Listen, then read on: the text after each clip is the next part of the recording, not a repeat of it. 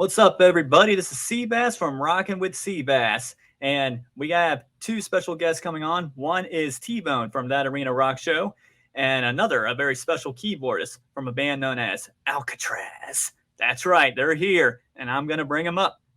Let's start with T-Bone. How are you? Doing great. How's it going? Pretty good. And also the fabulous Jimmy Waldo. How are you, sir? Thank you. I'm good. How's it going, guys? Not too bad. We were actually talking about you and the Black Thorne album here, and we were just like, oh, look, there he is. Uh-oh. So I'm good. So what have you been doing lately, man? Alcatrazz. I've been practicing, rehearsing, programming for upcoming tour in the UK in November. Oh, whoa. So I'm getting that together now. It'll take me, I'm slow, so it takes me a couple of months to get up to speed to be able to, for a 90-minute set anyway.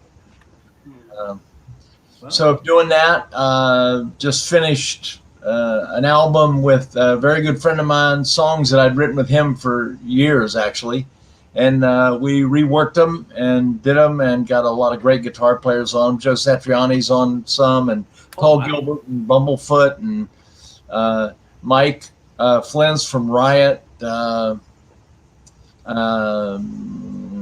Tracy Guns from LA Guns. Tracy played his ass off. Wow. They all did. Everybody was great. Let's see. Herman Frank from Accept. Used to be an Accept. He played on a song. So, wow. Yeah, it was great. We had fun doing that record. So I just finished that. That's being mixed now. So, but I'm practicing. I shut everything off. I'm just practicing now. So, well, I mean, he seemed to be busy, especially working with a lot of those artists. I mean, wow, Tracy Guns and all them. That's amazing. Yeah, it was. They were so cool. Everybody was so cool. It was because I didn't know most of those guys. I met them maybe, but I didn't know them. Hadn't worked with them.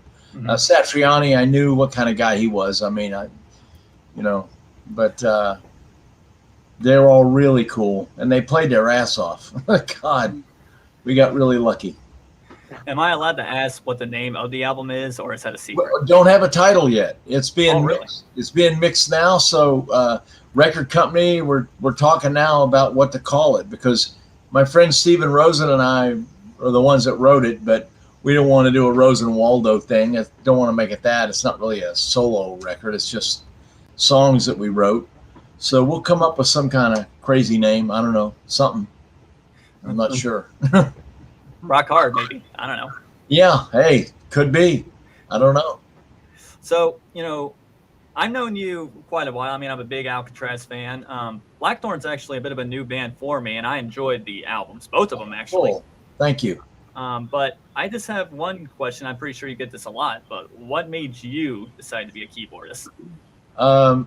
Well, in a way, I got kind of pushed into it. In high school, we had a band, and I was playing guitar. And I mean, I sucked. We were just playing, whatever. And we had a keyboard player who was older than us, and he was great. He was a monster, and he was our music director. He was about 4 years older than the rest of us, and we couldn't even. I wasn't even old enough to drive, and we were going to gigs. He would drive, and blah blah blah. So. I had some piano lessons, but I wasn't really into the lessons. I love piano, but I just hated the lessons. So I was playing guitar. I wanted to be a guitar player. I figured I'd get more chicks if I was playing guitar. So, and that didn't work out. But anyway, so the keyboard player left, and the guys in the band said, well, you're the only one that knows anything about keyboard, so you got to play organ, man. You got to play organ. So we bought a little piece of crap organ, and I played organ and guitar. And then I kind of got into it. I was like, oh, this is fun. And then one thing led to the next thing you know, like 3-4 years later, I'm playing keyboards. I play guitar a little bit in the band New England, if you're familiar with. Oh yeah. Oh, so I played some rhythm guitar. Oh yeah. On tour, I played a little guitar on that. But not in Alcatrazz. And I can't I can't play like that. I can't even play like that rhythm. I couldn't even do that. So, and now this with Doogie, we're doing a couple of Shanker songs. So some of these I could probably play rhythm on. But Shanker's he's amazing. He's one of my favorite guitar players. So I wouldn't do it unless I could do it justice. Otherwise, I would rather play a lame keyboard part behind it, than try to play half-ass guitar. I get you.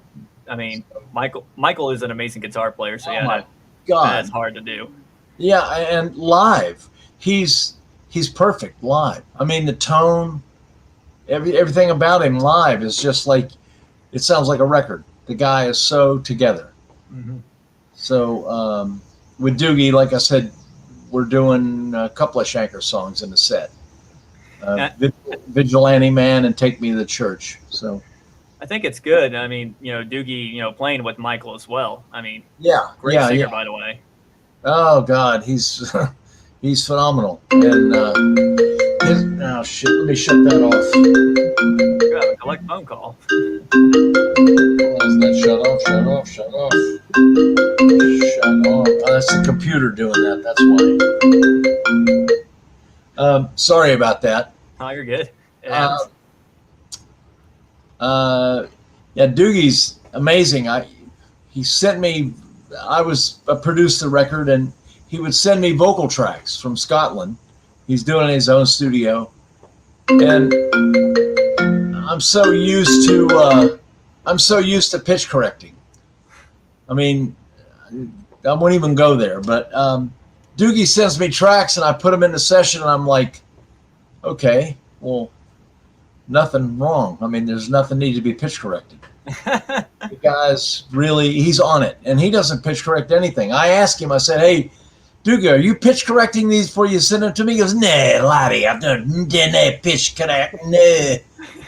He just sings the shit. So that's been really refreshing and made my job a lot easier, that's for sure. But he's great. He's just great. A lot of fun. Really cool guy. Speaking of producing, this is something that there's in T-Bone's expertise, actually, because he actually sang with the drummer of Dio, Vinny Appice. So I was kind of curious if, Tristan, would you like to ask this question? Absolutely. So you did some demos with Ronnie James Dio, correct? I beg your pardon? You did some demos with Ronnie James Dio, correct? I did. Ronnie and I worked together for a while, yes, with Rough Cut. So, yeah, with Rough Cut. Okay. Yeah. So can you tell me what demos you were doing with the band? Was it any specific songs that you can think of? Oh, my God. I don't remember the songs at all. No offense to Rough Cut, I just don't remember. But I don't remember songs I did of my own, much less Rough Cut. No, it was Wendy Dio was managing me at the time, and of course Ronnie. And Ronnie and I were friends. We rehearsed in Ronnie's. Ronnie had a big facility there in Hollywood, and so we rehearsed there in one of the other rooms. And so I'd see him, and so Wendy came to me and said, "You got to do me a big favor and help Ronnie with these demos with Rough Cut." And because Ronnie's not wasn't a real technical guy. Had great ears, but so I went over to his house and we kind of got his studio a little bit more organized for those guys, and we worked together on their demos, basically. And then Ronnie and I would just hang out. We ended up going to the pub every night, and I'd get there in the morning and we'd have to drink 3 cups of tea and talk for 2 hours, and then, which was amazing. I loved Ronnie. And he would test the mic. The first day, actually, I said, okay, let's get a headphone balance for these guys, before they get here. So Ronnie goes in the little room we had for a vocal booth, and there was a video camera in there. So he puts on the headphones, and I said, okay, I don't want to blow your head off, And I started playing a track, and he goes, yeah, just shut that off. Let me just sing in the mic and let me hear myself, and, okay, fine. So just a cappella. He starts singing foreigner songs. Oh, nice. Wow.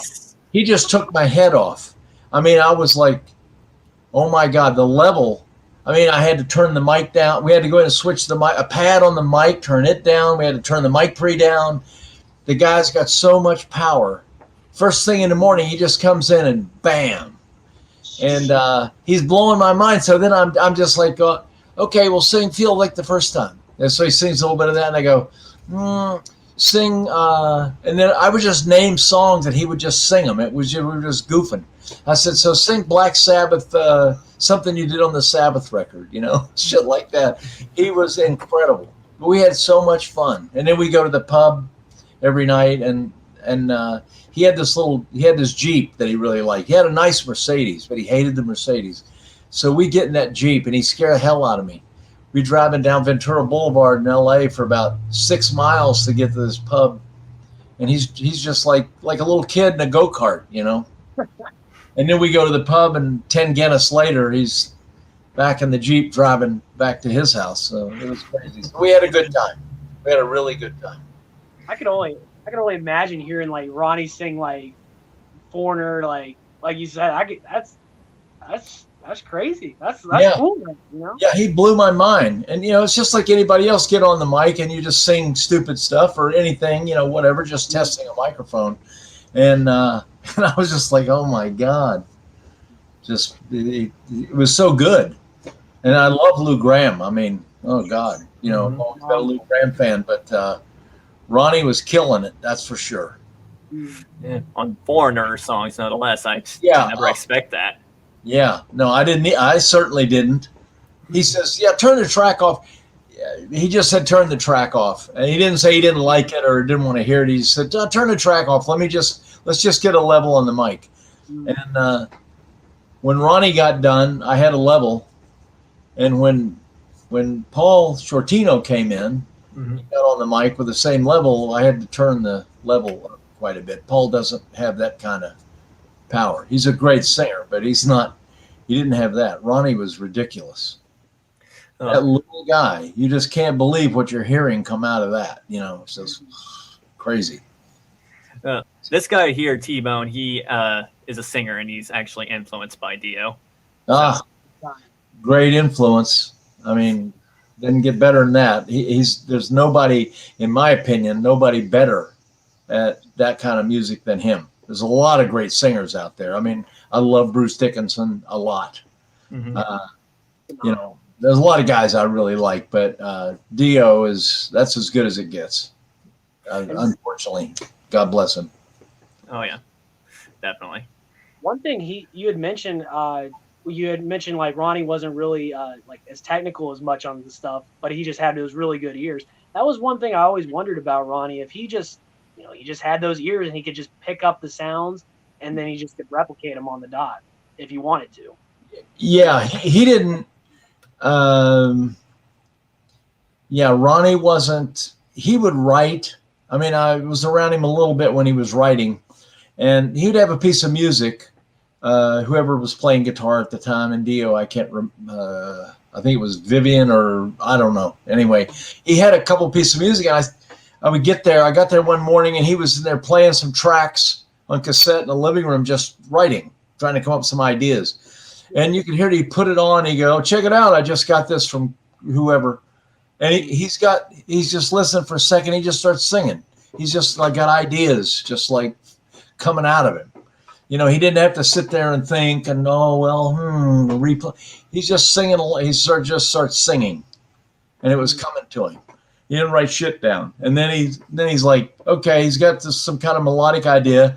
He starts scribbling lyric ideas. Okay. He worked really fast. He was a natural. Hard guy to catch up with.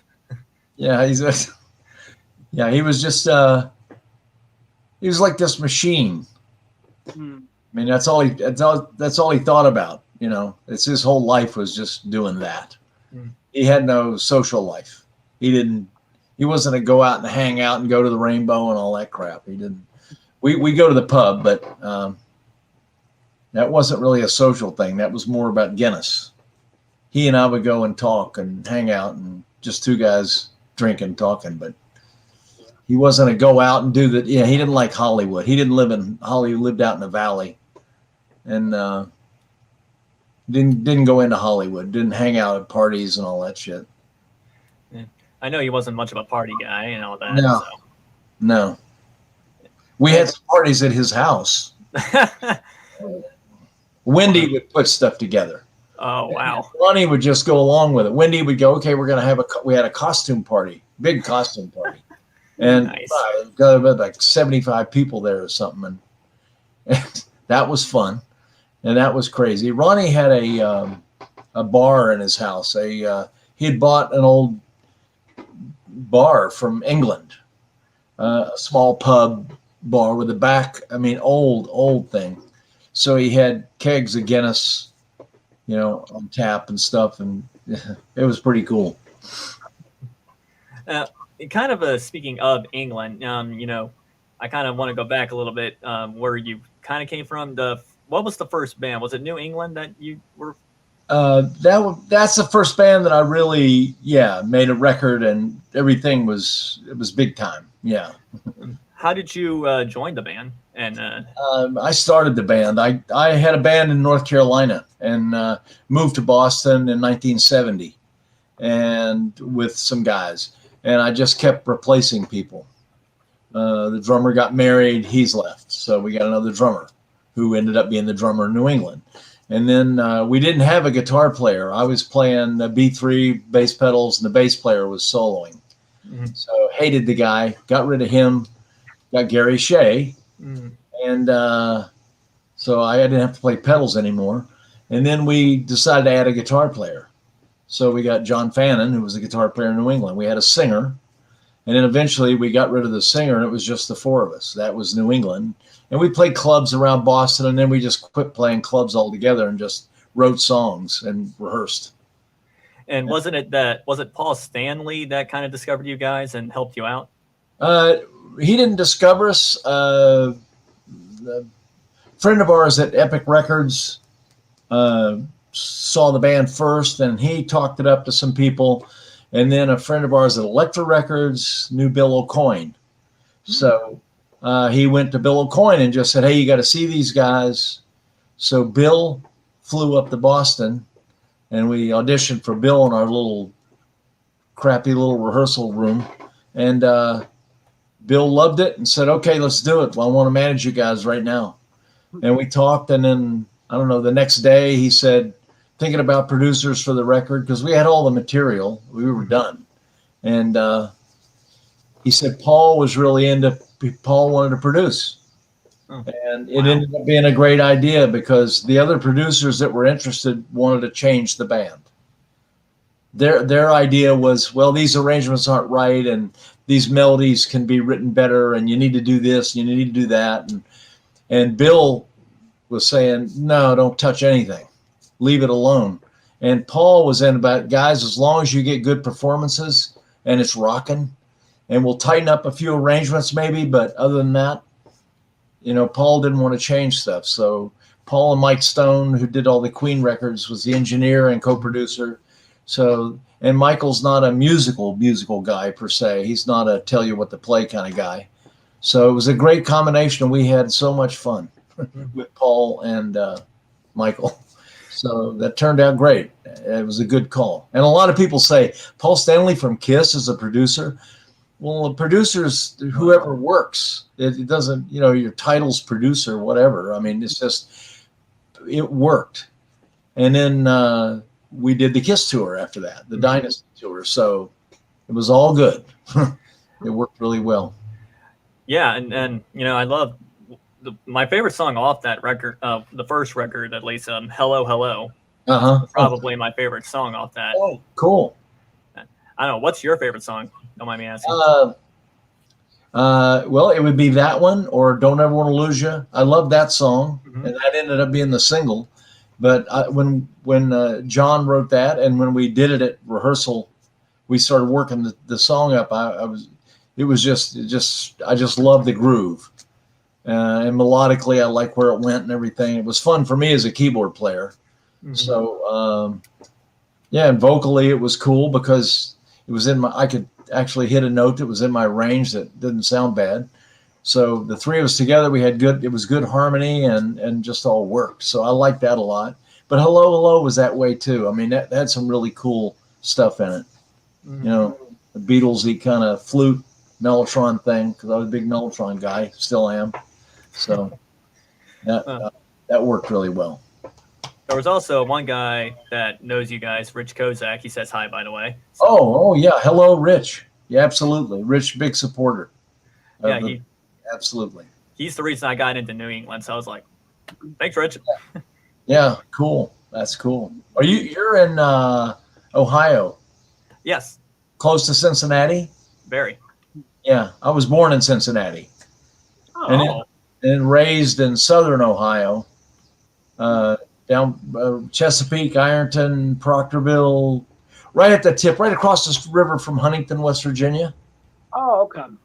So I lived down there, and then moved to North Carolina, and then Boston, and then New York, and LA, and whatever. But yeah, so I was born in Cincinnati. I was back there about 5 years ago with my brothers. We were all born there, so we all went back to the hospital and checked it out.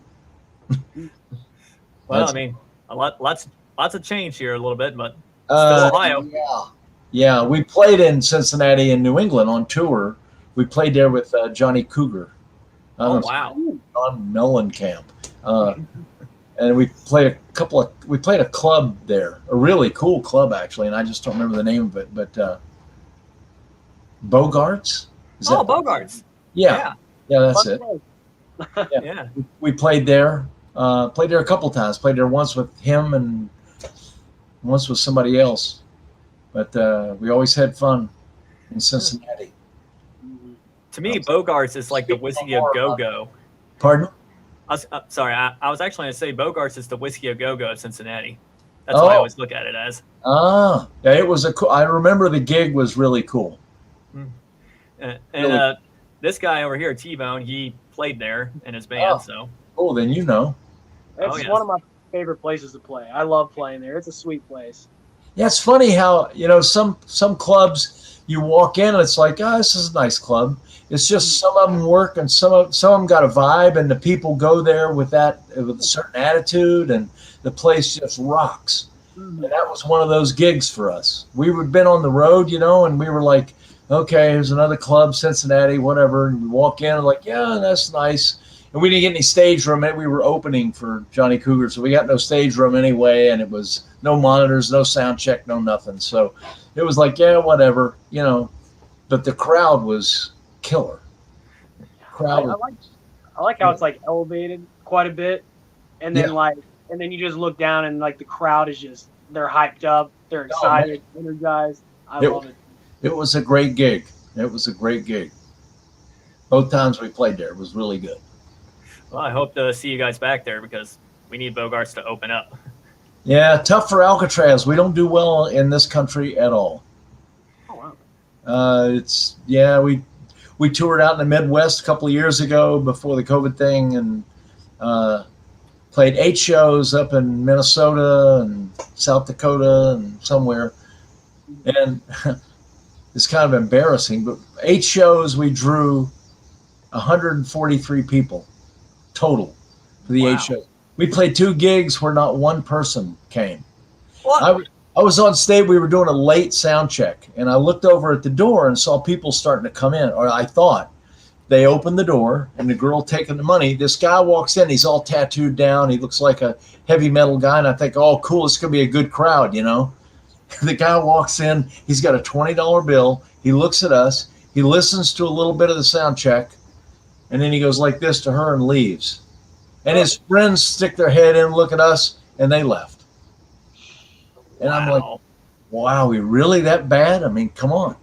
So we just don't do well in the States. We'd played in Florida and did a run up the East Coast, and not good. It's too bad. I really want you guys to come here to America so I can. We need to tour with somebody. We need to tour, open for a bigger act or something. Deep Purple? That'd be great. I don't think that's going to happen, but no, I mean, like we did some shows with Joe Lynn Turner, and that was great. We played out in Detroit with him. And the club we had played that same club before. And the club owner loved the band, but we drew about 50 people. So he wasn't thrilled with the draw. So he put us on the bill with Joe Lynn Turner, and we packed the place. The two of us packed the place. We opened for him, packed the place. And Joe said, man, he goes, everywhere I go, I don't put this many people in a place. Neither do we. So the two of us together did it. So we're talking about doing some shows, hopefully do some shows together, depending on what's going on here in this country anyway. Mm-hmm. Yeah, We do that in Europe and England. We can just play all the time. I mean, there's a million places to play, and everybody over there likes this kind of music. I mean, they like everything. You could go into a club and hear hip hop playing on the system, but it could be a heavy metal club. You go into restaurants, you might hear Halloween being played in a restaurant, and then hear hip hop or Taylor Swift or something, But they like music, and there's plenty of places to play. So, America's not what it is. Music anymore. Not so much. I like it as a place to live, but playing here is tough. Well, for us, we can't play here right now. I mean, so we have a tour in the UK in November, and hopefully that happens. We're gonna do a bunch of shows there in November, and I'm really looking forward to that because we haven't played in a year and a half, so I'm going crazy. Speaking of, with the touring and everything, you guys are releasing, a new album with Alcatrazz. There's one song, Turn of the Wheel. Great song, by the way. Thank you. I have one question about the music video. Okay. Whose idea was it to film the music video in the desert?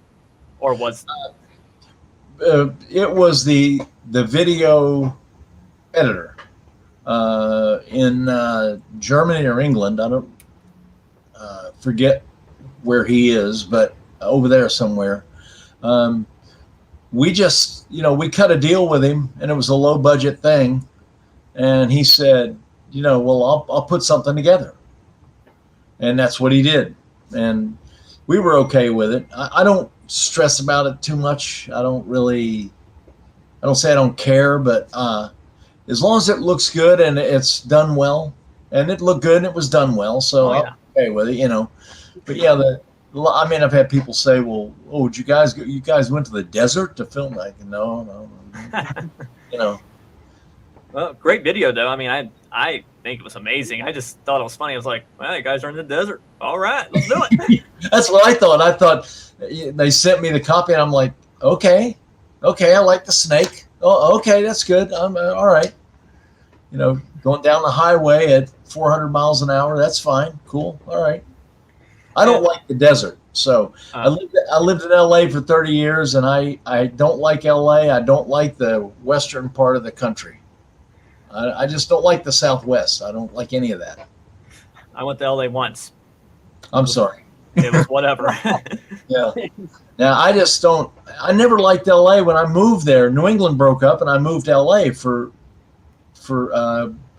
to work with Vinnie Vincent. Right. He had come to Boston and worked with us. Well, let's do this. Okay. So we all went to LA and worked with him, and I never left. Vinnie joined KISS, and then we stayed and then did Alcatrazz, and one thing led to another. But I didn't need to be there anymore. So I moved to Chicago. I live in Chicago now. Oh, good place. Very good place. I love Chicago. I've been coming here for years. My wife's from here. So we've been coming here for years to visit her family, and I'm closer to my family. I have a brother in Nashville, a brother in North Carolina. I have friends in Ohio and West Virginia. So it's way better for me. Mm-hmm. And musically, I just need an airport, I just go to an airport and go wherever I'm going, or get in the car and drive. But Joe Stump, the guitar player, lives in Boston. The bass player lives in Jacksonville, Florida, and Doogie's in Scotland. So yeah, Scotland. I just need an airport, Yeah. The airport's very important to travel. Yeah, internet and the airport, and I'm good. Well, you guys have honestly, I think you guys have been doing a great job in Alcatrazz. You guys, with the new album. Can you tell us anything about the new album other than the new song? And of course, Sort of Deliverance is another good song. I had to point that out. Thank you. Appreciate that. Well, we wrote a lot of songs for this one. We probably had 16, 18 songs total. And then we sort of picked from that group of songs. And Doogie brought a song, Sort of Deliverance, he had written and before, and we recut it, basically. It was never on an album. He'd just done it as a songwriting thing. Mm-hmm. And what's the other one? Look at the set list here. Anyway, Doogie brought in a couple of things, and then Joe Stump did the bulk of the writing. Okay. I wrote a thing. Our manager, Giles Lavery, is a really good singer, writer. So he and I wrote a thing together. And then he wrote another thing with Doogie and Joe. So it was a collective effort within the band and Giles, our manager. Mm-hmm. But Joe, I love Joe's writing. I mean, it's just challenging as a keyboard player because Joe writes from a shredder guitar player perspective. Mm-hmm. And that's what he does, and that's what he does best. So then I have to go learn those licks. I don't do it. I can't play the solo stuff I can't play that fast, but the main riffs in the song, and they're really fun to play. So I really enjoy that writing, that kind of writing. Mm-hmm. And it's fun. It was like in the original Alcatrazz, when Yngwie was in the band, we didn't do much of that. We did a little, but not much. Yngwie and I we wanted to. He and I talked about doing it. We'd be writing together, and we go, man, it'd be cool if we play these lines together. But then we well, let's finish the song first, and we never had time. Everything was moving so fast. So this time we took our time, and I got to play a lot of that stuff that I really didn't get to do before. So this record was fun putting together, even though we were not together, but it was fun. Oh yeah. And I think Doogie, him joining the band, it's really brought in a new ingredient to it, like made it more stronger, I think. Way better for us. And I won't get into the negative stuff, but yeah, Doogie's a real pro, and he's been there, done that. He's done this kind of music his whole career, and that's what we needed, a guy that knows what he wants, and this is what it is. We're all on the same page musically, and that's refreshing, and that's working great. Because there's no discussions about, well, I don't know about that. I don't know, that's too heavy, or that's not this, or that's is that. It's like we don't even have to talk about it. It's just like Joe has an idea, and we all just do it.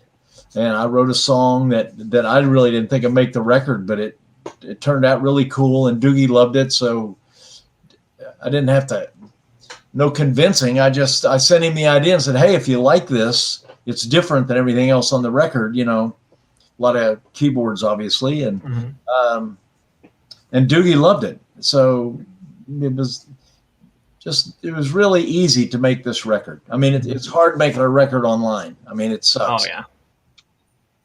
Growing up, so you'd mentioned you always wanted to be a guitarist growing up, and you kind of got forced into the keyboard thing. Yeah. You kind of liked it over time. Oh yeah. Growing up, what was your favorite? Let me reword this. What was your most inspirational album and or artist that got you really into wanting to be a guitarist or a keyboardist for that matter? It sounds cliche, but the Beatles, probably. The Beatles, The Who. Yes. The Who were a huge influence. Even as a keyboard player, I just love the energy of The Who, and I just loved it. And the way they played together as a band, because Entwistle's bass playing There's Off the just chart. nobody like that. I mean, I was a big Cream fan. So Cream, The Who, Zeppelin later on, because I'm a big fan of John Paul Jones' keyboard playing and bass playing. That's been my favorite keyboardist, was John Paul Jones. I tell you, the guy, he's not even underrated because he's not even on the radar. People never talk about him. You and I are talking about him, but in the world of keyboards, you'll never see him listed usually. People don't talk about the guy. And he was so talented, is so talented. And I'm a big Mellotron guy since the late 60s. So I got into, when I heard Zeppelin, I heard the Mellotron immediately and was like all over that. Yeah. And had to know all about him, what he's doing with that, So, and he was recording his own tapes for it and stuff like that. But he was an arranger. A real good friend of mine's Eddie Kramer, the producer, engineer. Eddie had used him as a session guy in England before Led Zeppelin. And he would come in and play piano, or he might do bass or viola or cello. So he was a complete musician, is a complete musician. And so I really got into him and the band. I really liked Zeppelin once I discovered. But Cream and The Who and the Beatles were my biggest actual just influences. And the Soft Machine, which you probably never heard of. I don't think so. They were an English prog band. And they were very jazzy. But they had a keyboard player named Mike Ratledge, which played a Lowry organ through a Marshall. Okay. And that's where I got my first influence of, oh my God, I can put a Hammond through a Marshall, because I had a Hammond. And that's where I came up with that. I really got into his sound because it was all distorted. He's a very avant-garde guy, you could say. So I wasn't a jazzer at all, but I just loved the way he played in that distorted organ thing. And then I discovered Vincent Crane and John Lord and all these guys. I'm like, oh, so this is a thing. These English guys, they all do this. Yeah. So big influence on me. But the Who and the Cream, ironically, were just huge influences on me. And the Beatles, obviously. One of my favorite Who songs that really, really shines that keyboard is Eminence Front. I absolutely love that beginning intro. Yeah, very, very cool. Great groove. I mean, Townsend just, I don't know, the guy, just amazing writer. And, man, we'd hear a new Who record, and, in those days anyway, you'd think, oh, man, are they going to do it? Can they really do it? Like after Tommy, you just thought, how can they do anything that's going to top that? How are you going to top that? Yeah. And as they kept going, it's like, oh, my God. He's an incredible writer, incredible band. I mean, I saw him live twice with Keith Moon, and I just took my head off. I saw him at about a 2,000-seat theater in Boston, and I had about 10th row or 15th row, which I wanted the front row, and I couldn't get it. So I was disappointed until we got to the gig, and I sat in my seats. I was level with Townsend. I was at stage level. If I'd have been in the front row, I would have been looking up at the stage, right like this. So I sat and had Townsend's high watts just blowing in my face. It was like off the hook. It was incredible. I never got to see Cream, so. Yeah. I saw the Who, I think probably about 6 years ago. I saw them up in Nationwide Arena up in Columbus, and I want to say they're in their like mid-70s now. Yeah, I don't know. Yeah, Townsend, yeah. But they're still killing it. It's crazy how good they are. Like, yeah, I know.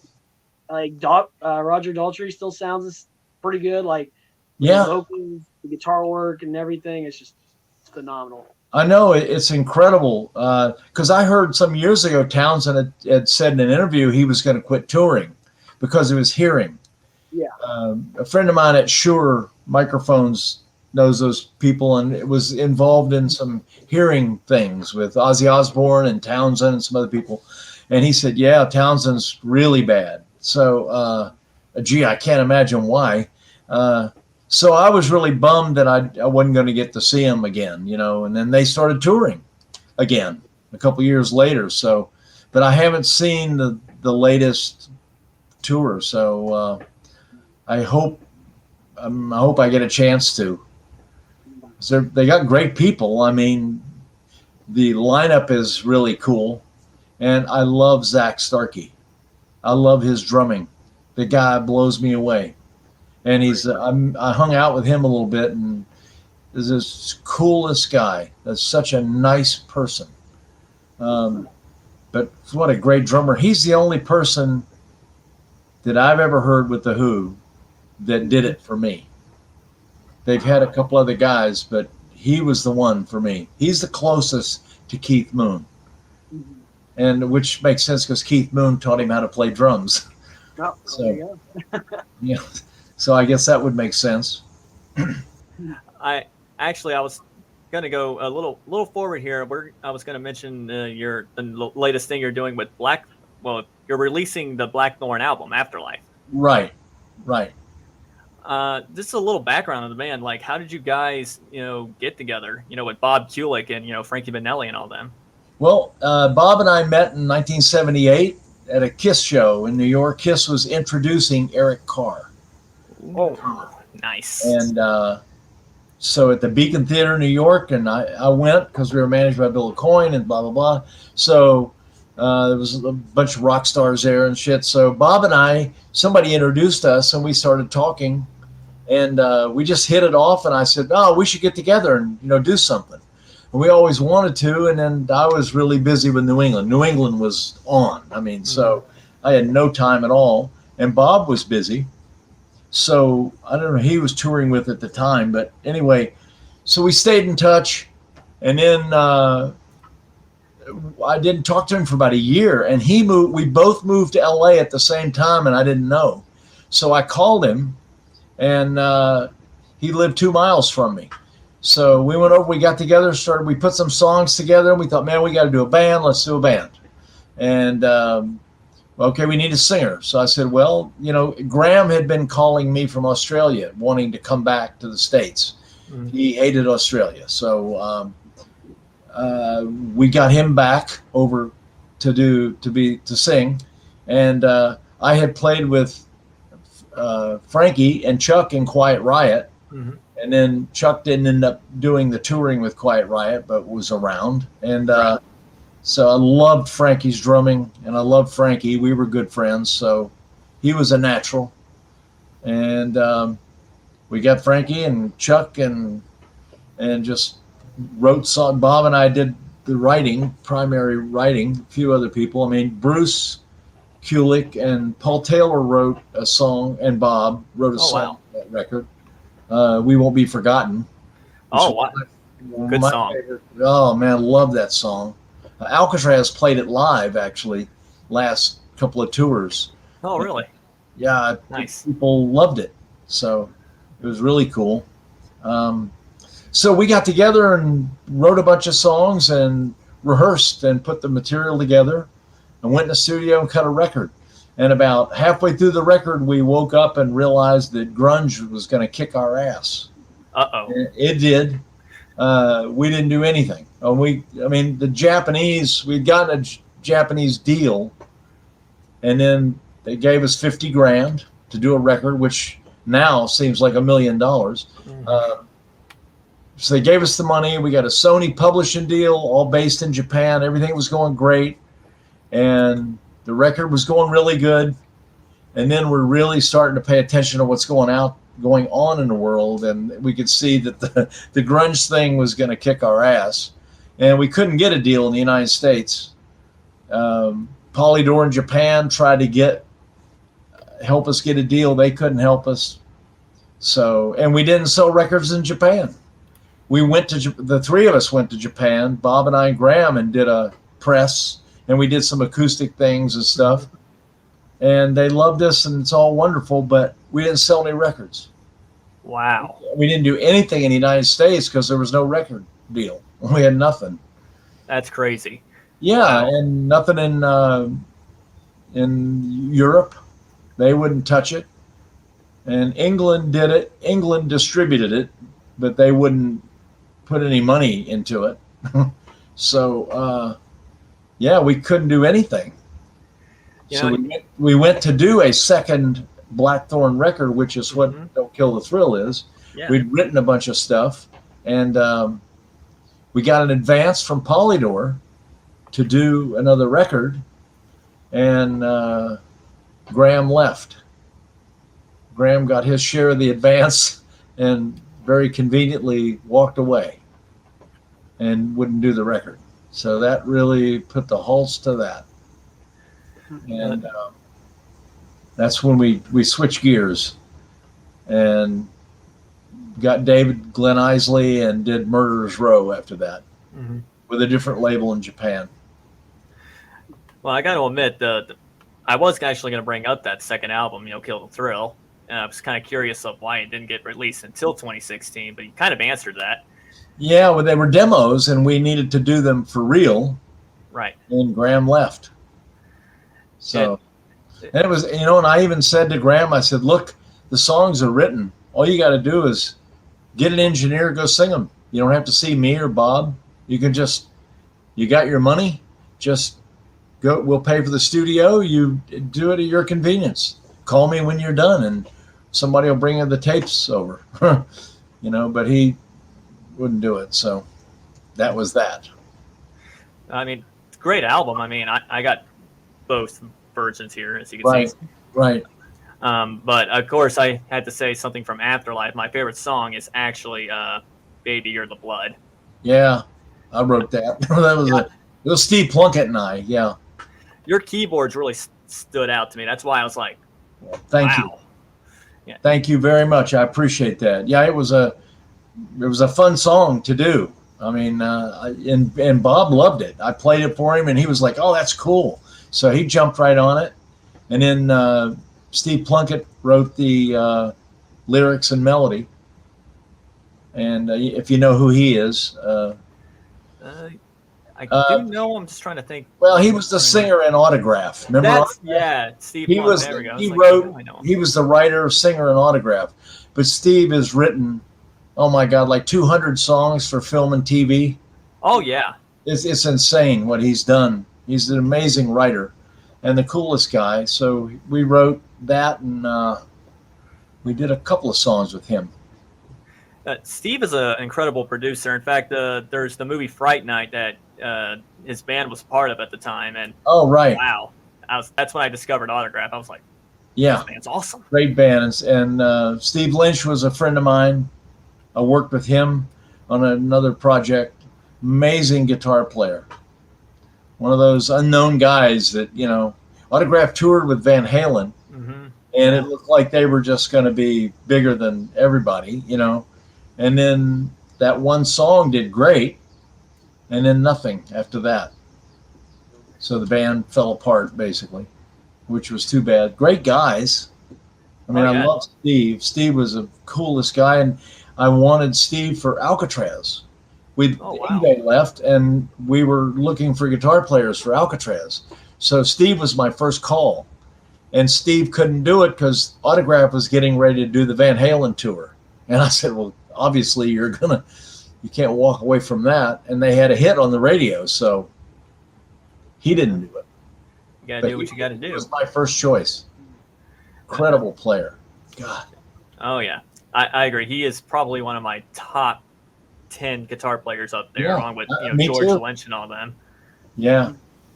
Yeah, he's such a musical guy, and he's got a great imagination. He and I, we got hired to do this thing in LA at just a session, really, at a rehearsal studio. We were there for a couple of weeks, and Steve and I would get there early because he liked to play.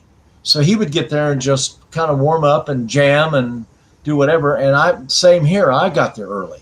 So he and I would just jam, and we just had so much fun. And then when the other guys would get there, and it was for this chick singer, that was the bummer. It was like, shit, now we got to do this, The songs were lame. We didn't have anything to do with the songs or anything, so it was funny. So he and I, they would leave because it was like a real 9 to 5 thing. We'd rehearse, and boy, and everybody at 4 o'clock, everybody's out of there. So Steve and I would stay and play, and just enjoyed jamming. Maybe you guys can do another project together. I would love to see that. Yeah, and I haven't talked to Steve in years, and I lost touch, unfortunately. But I would love to work with him. I actually saw Autograph recently. I think it was like 2 weeks ago. They opened up for Kicks. So yeah. Right. I don't know who's in the band. There's nobody left original, right? Only one original, Randy Rand. Okay. I love Randy. He's such an underrated bass player. Yeah, killer bass player. Another one of those guys that you go, wow, why haven't you heard more about him? Yeah, but the band's tight, actually. I think they're really good. I mean, yeah, no originals, barely, but still a great band. Oh, I'm sure. I'm sure. And I just kind of want to mention another thing here. Well, first off, what is your favorite Blackthorn song? It'd be a toss-up between We Won't Be Forgotten and Afterlife. Ooh. I mean, I wrote Afterlife. I wrote that riff, so I guess I'm kind of partial to that.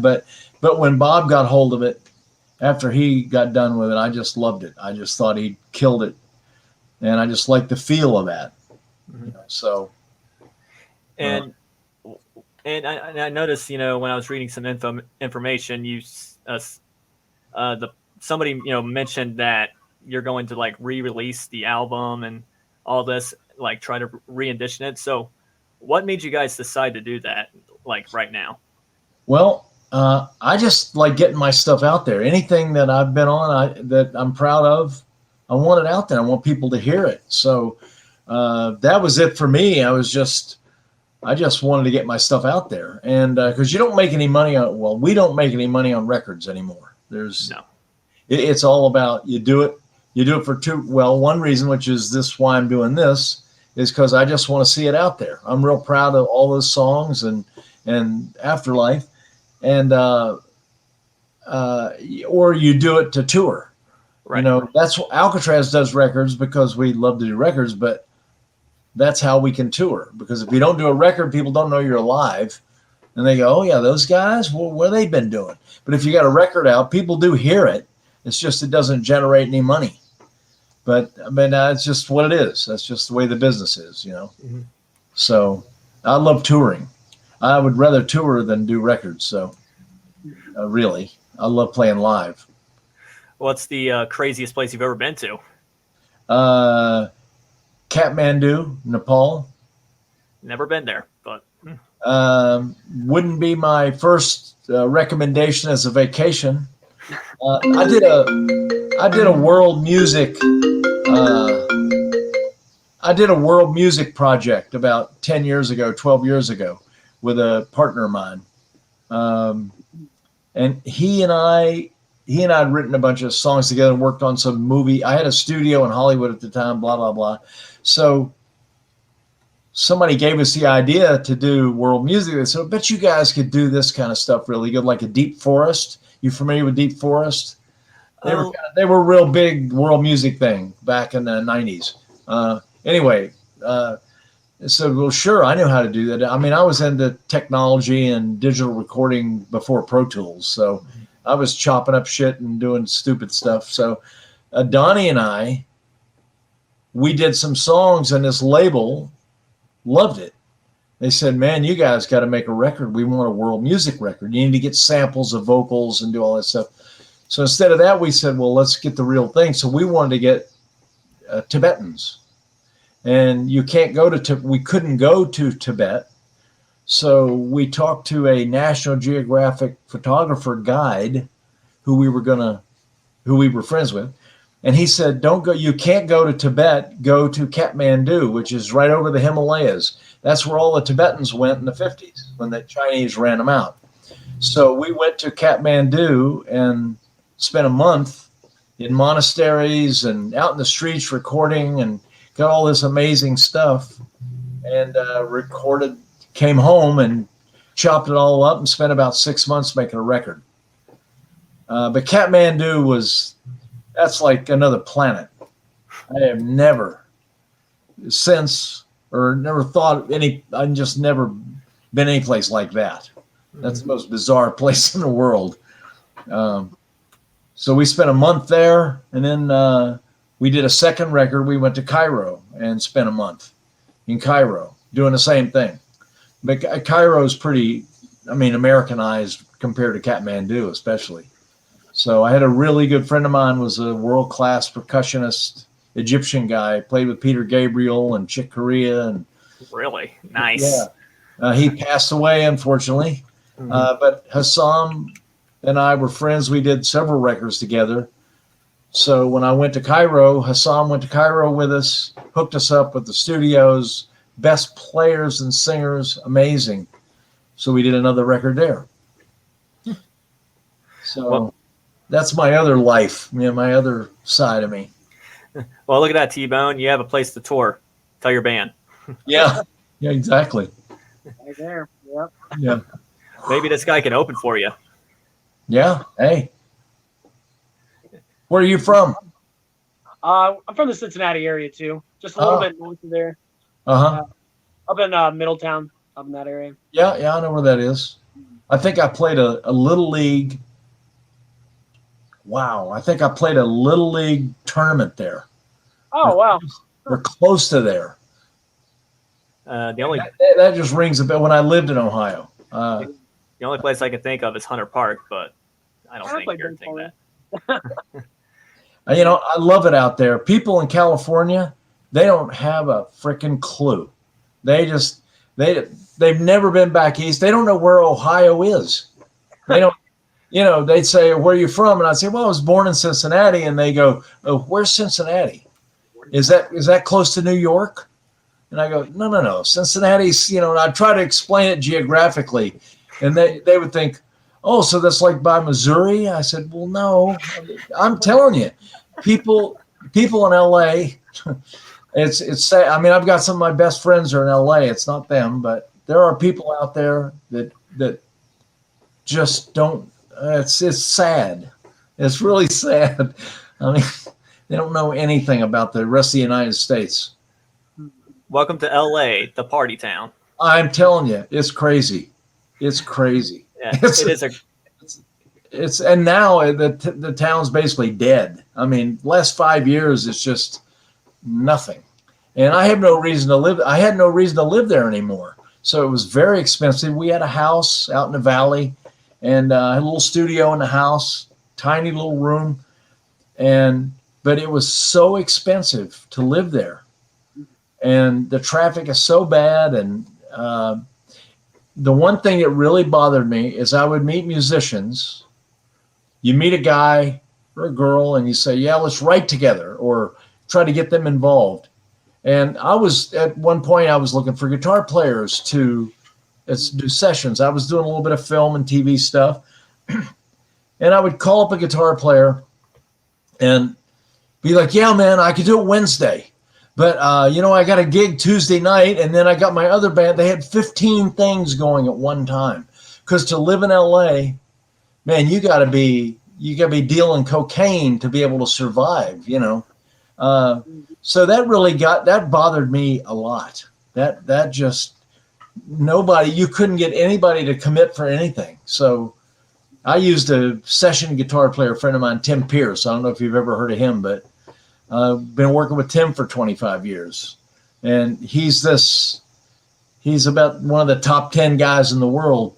But Tim's that guy, got a studio at home, and he doesn't move. You just go to his house and you get world-class guitar playing.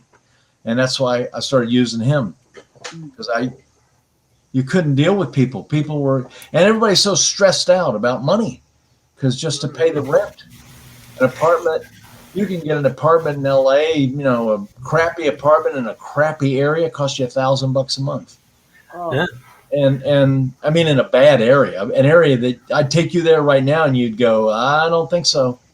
And in Chicago, you can get an apartment in a nice area for $500 a month, $700 a month in a nice area, a nice apartment. So just between Chicago and LA, there's a huge difference. The only apartments I know of in LA is the Motley Crue apartment near Whiskey A Go Go, which I've never been to. You do not want to go there. I did. No, it's Sunset is a weird place. You go to the Whiskey and you look around if you've never been there, and you look up in the hills and you see these mansions, right? Pretty damn nice houses, and then you go up in the hills and you walk into some of those places, and they're filthy. They're all run down and trashed because they're rental places. A lot of them. I mean, Jack Nicholson might have a house there, and then a block away is the Motley Crue house or something, where people rock bands just trashed it and party and, and so on. So it's just, and the record companies, there's no record companies there. Like, it's not like in the old day we were on Capitol. I could literally be in Hollywood and just go to Capitol and hang out. And we were on the label. I could go up in the A&R. I walk in, hey, how you doing? Go up in the A&R department, hang out, and go to lunch, or get lunch brought in or something. That doesn't happen anymore. That doesn't exist. And there's just no scene in all the big studios. There's a few big studios left, but they're not like it used to be. Yeah, it's all home studios, which is, I get it. That's what I'm doing, same thing. So the scene in LA is just dried up. Yeah, it's not what it was back in the 60s, the 70s, and 80s. My God, not even close. When New England did our first record out there in '78, and wow.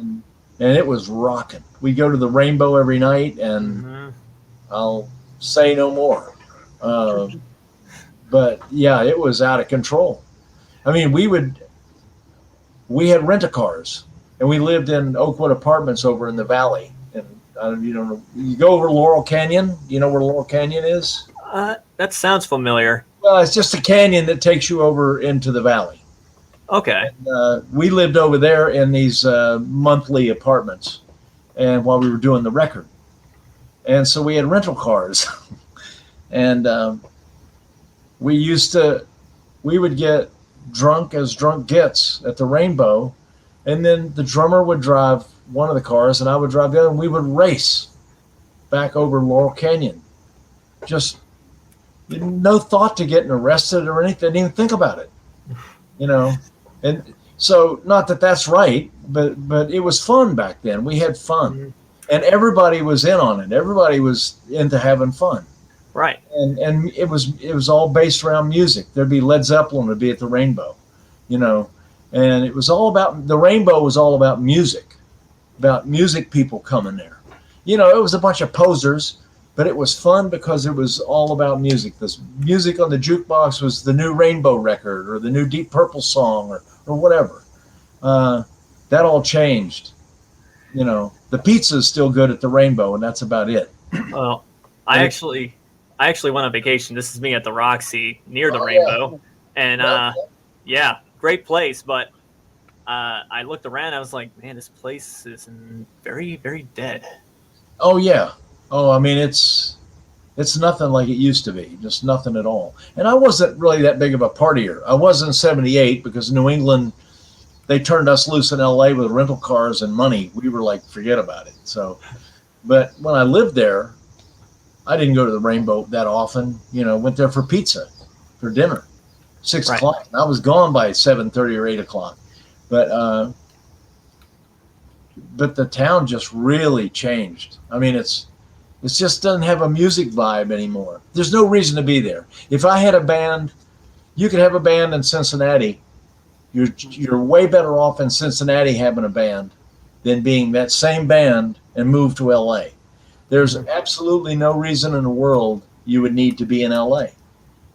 And it used to be in the old days. I mean, I went to LA because you had to be there because that's where all the cool musicians were, and the studios and record companies, but then that just went away. So now have a band, all you need to do is be in a place where it's not too expensive to live. Mm-hmm. And with Sweetwater, you can get any gear you want within 24 hours. Amazon, Oh yeah. My God. I got this mic at Sweetwater and came in just in time. I was like, okay, thank you. Yeah, it scares me. I was on the other day and I was looking at my receipts from Sweetwater, what I've spent since I've been doing business, and it was depressing. It was like, oh my God, they own me. I mean, and they're amazing people. Oh yeah. See, that's all I need is something. I don't go to the Guitar Center. I haven't been to the last time I was at the Guitar Center was in Boston about a month ago to see Hirsch, the drummer from New England, who is the manager of the Guitar Center by Berkeley. Oh wow. So I was staying with Joe Stump. Joe Stump is a teacher at Berkeley. So we decided he likes Hirsch, so we just met at the Guitar Center. But man, what a nightmare. I would never buy anything. I haven't bought anything. I don't, and Hirsch is always on my ass to buy stuff. Hirsch is, oh man, I got a great deal on this, great deal on that. And I just call up, I don't even call Sweetwater. I just go online because I know if I don't like it or something's wrong with it, I can send it back. Oh yeah. I mean, they treat me so good. It's so you can be anywhere. You can get Sweetwater. You can get musical instruments. There's nothing in LA. The Guitar Center in LA is a joke. You go in there and try to buy something, they don't have it in stock. Oh wow. They don't stock anything, and Sam Ash doesn't stock anything. So, you can't even go to a great music store. In the old days, you could go into the Guitar Center and they had stuff. The original Guitar Center on Sunset, across the street from the one that's there now. And that was a music store. I mean, I bought stuff there. And they had people who could work on things and knew really what they were talking about, and everything. Not anymore. No, not in my house. No, not in my house. No, it's all changed. So yeah, so you can live anywhere now. It's very true. I agree with you on that. Peter Frampton and I were friends, and oh wow, Peter lived in Cincinnati. Yeah, he does. And I didn't know if he still did or not. I lost touch with him some time ago, but he had told when he first moved to Cincinnati, I saw him on the road. I saw him at a gig. He was in LA, playing in LA, and I went to see him, and we were talking, and he said how much he loved it. He goes, yeah, crazy, I would never live in LA. He said, I love Cincinnati. He loves where he lives. So I've never been to his house in Cincinnati, but a friend of mine interviewed him and went to his house and said it was pretty sick. Studio from hell. So that's all you need. I mean, if you can make music and you're comfortable, you don't need to be in LA, that's for sure. Mm-hmm. Yeah, technology has evolved so much that you can practically just, like you said it before, stay in your house, pick up your guitar and drums or whatever, and just record. Well, I'm in a basement in Chicago, and that black box right there, there's a Leslie speaker in there, nice. And a Marshall cabinet. And there's a Marshall head up there, but I've got 3 more guitar heads here. So I can do anything but cut live drums here. And it's in a basement. I mean, it's like I cut those Alcatrazz videos right there against the sheet from Target for $13 and an iPhone.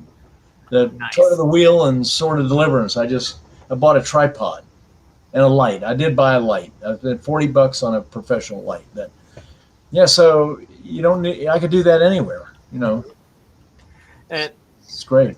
Well, and to kind of go from all that, we are going to get ready to end the show here, but I do have one last question.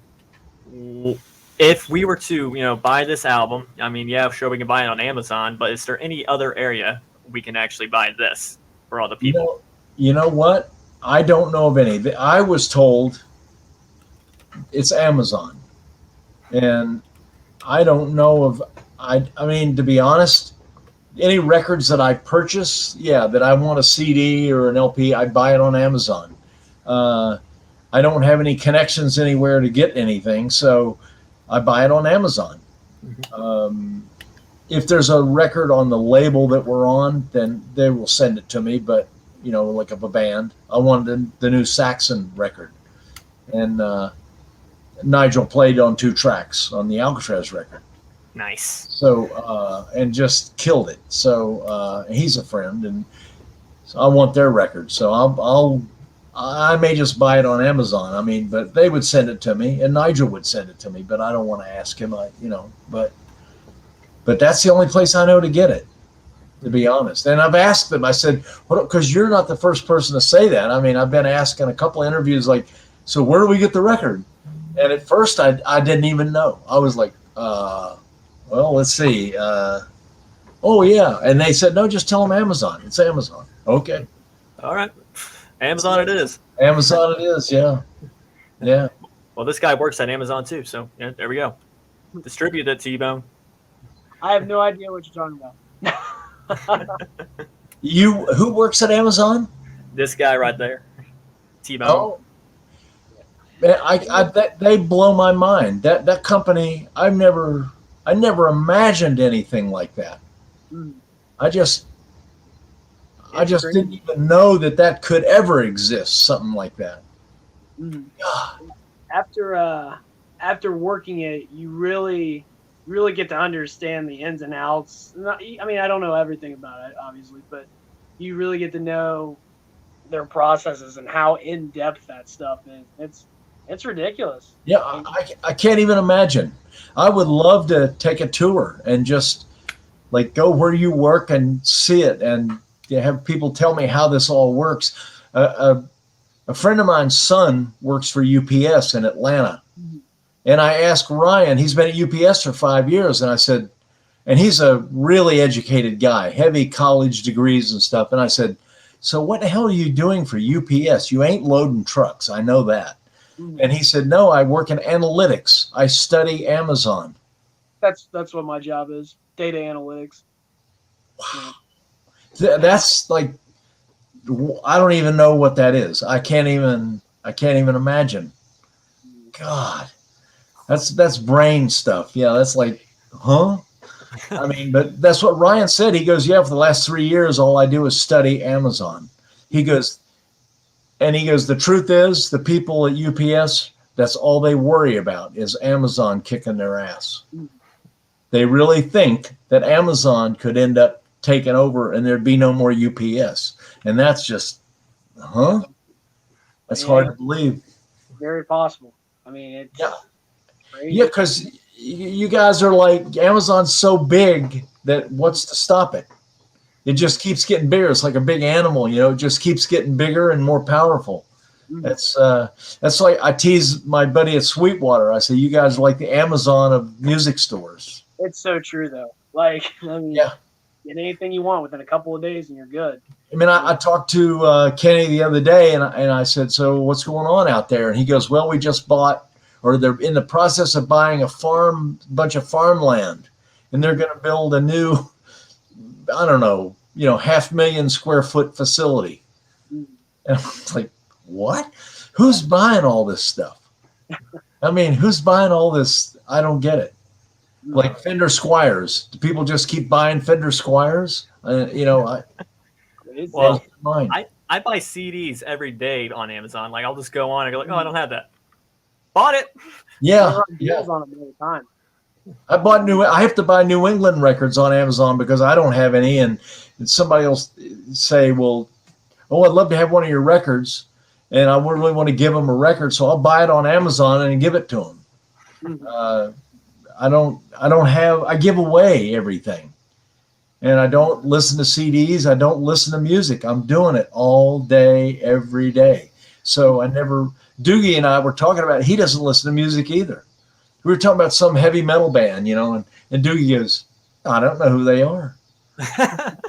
And Giles is like, are you kidding? You got to know who that is. And Doogie's like, I don't have a clue. So Doogie's a funny guy. I like him. Oh, he's great. Have you interviewed him yet? I have actually. Good. It was 2 weeks ago, I think, and he was, up in UK outside talking, and yeah, it was great. He's one of the coolest people I know. I mean, if we didn't play together, I met him a long time ago, and we played in Edinburgh, and Doogie would come to the gig because he's friends with Graham. And Doogie would come to me and go, it'd really be great if I could come up and sing backup on something. It'd be so fun to get on stage with you guys. And it's a tiny little club. everybody plays there, but it's this tiny little cave, brick cave. Anyway, and Graham wouldn't let him come up there. And we played there 3 times. And the last time Doogie goes, well, I'll ask again, but I know he won't let me. And he wouldn't ask Graham because he didn't want to get Graham. But Graham was intimidated didn't want another singer on stage is what it boils down to. And so it always bummed me out because Doogie's a real open guy. He just, real normal guy. It would have been so much fun to have him come up and sing. But, here I am. So and we're going to play that club in November, that same club. Oh, that's going to be fun. It's in Edinburgh, and like Doogie's like, oh, God, we're going to play Bannerman's. Oh, my God. Yeah, the hometown. It's like where you live, you think you're going to go play all these great places. No, you're going to play at Bannerman's. But it is a cool gig. The owner's really nice, and people are super nice. So it's a lot of fun. We always had fun there. Well, man, it's been great talking to you. I mean, it's really helped me. It taught me a lot as well. I'm a radio student. This is why I do this. And yeah, man, it's been such a good pleasure to hear your stories and how you're, doing with the music in Blackthorn and Alcatrazz. Well, cool. I hope I didn't get too far off point. No, you were on point, man. Okay. Well, thank you. Honestly, I wish Alcatrazz would come to America, but I understand. But yeah, and we want to. We really want to tour here, but like I said, we just don't draw. It just doesn't draw. So the music scene here, as you guys know, it's a different scene. So it's really hard. And there's people like yourself that are out playing, doing it, and you wonder, like, well, why can't we play there? Right. And people say, oh, why don't you come to Chicago and play this club or that club? But we can't afford to just go play one show somewhere. And everybody lives all over the world. I mean, the plane flights and can't do it. So, which kind of sucks, but. Well, yeah. Beggars can't be choosers, I guess. No, exactly. Well, anyway, man, you take care, good sir, okay. And I look forward to seeing you soon. Yeah. Okay, I appreciate it, and good luck. Yes, definitely. Thank you, sir. Yes, we need that. Yeah, we all do. Absolutely. And everybody that's been listening, thank you for tuning in, and subscribe, and keep rocking.